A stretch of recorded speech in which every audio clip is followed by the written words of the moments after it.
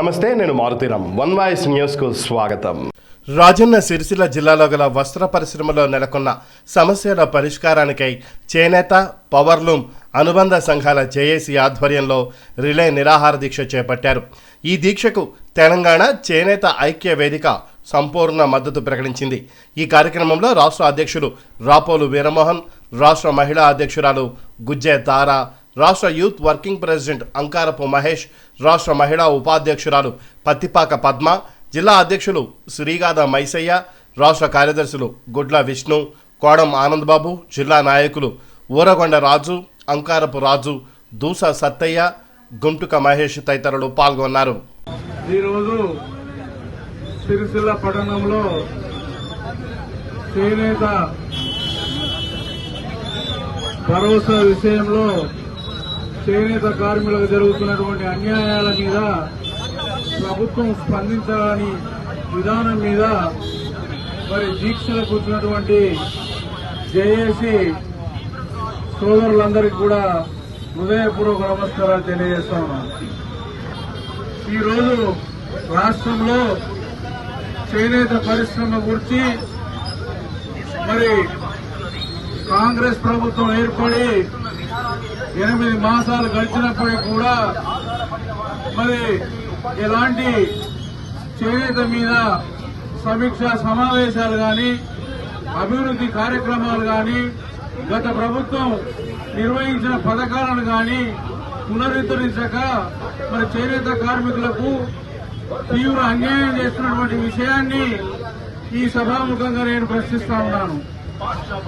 మరి ఈరోజు రాష్ట్రంలో చేనేత పరిశ్రమ అనేక లోపభూయిష్టమైన విధానాలతోని చేనేత కార్మికులకు పని లేకుండా, రాష్ట్రంలో ఉన్నటువంటి చేనేత సహకార సంఘాలకు ఎన్నికలు లేకుండా, మరి ఉత్పత్తి అయినటువంటి వస్త్ర నిల్వలను ఖరీదు చేయకుండా టెస్కోను నిర్వీర్యం చేసినటువంటి పరిస్థితులలో మరి ఈ ప్రభుత్వం వచ్చినాకన్నా చేనేత కార్మికుల బతుకులలో వెలుగులు నింపాలన్న ఆలోచన కాంగ్రెస్ ప్రభుత్వం చేయకపోవడం అనేది చాలా బాధాకరమైన విషయం.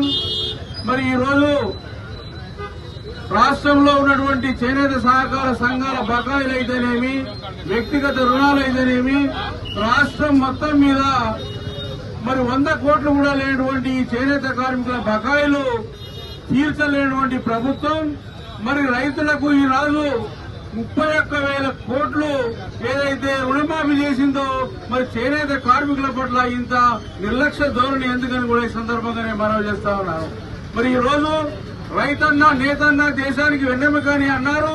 మరి అలాంటి పరిస్థితుల్లో చేనేత పరిశ్రమ మనుగడకు నువ్వు మొత్తం నిర్లక్ష్యం చేసి చేనేత కార్మికుల జీవనోపాధి కరవే విధంగా ఈ రోజు బదారులు పడే విధంగా మరి చేనేత కార్మికులకు పని లేకుండా మరి రాష్ట్రంలో కాంగ్రెస్ ప్రభుత్వం ఏర్పడ్డాక కేవలం సిరిసిల్ల పట్టణంలోనే కనీసం 12 మంది ఆత్మహత్య చేసుకున్నటువంటి విషయాన్ని కూడా ఈ సందర్భంగా ప్రభుత్వం గుర్తెరగాలి.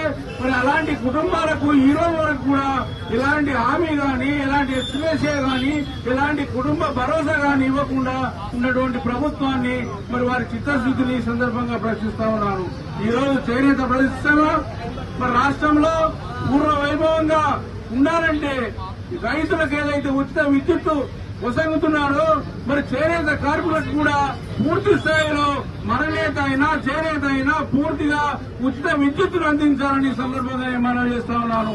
ఎందుకంటే ఈ విషయం మీద మీరు స్పందించని పక్షంలో రాష్ట్ర వ్యాప్తంగా కూడా అన్ని జిల్లా కేంద్రాల్లో, అన్ని కలెక్టరేట్ల ముందు కూడా ఉచిత విద్యుత్ అందించేంత వరకు మేము పోరాటం చేస్తామని కూడా ఈ సందర్భంగా మనవి చేస్తా ఉన్నాను.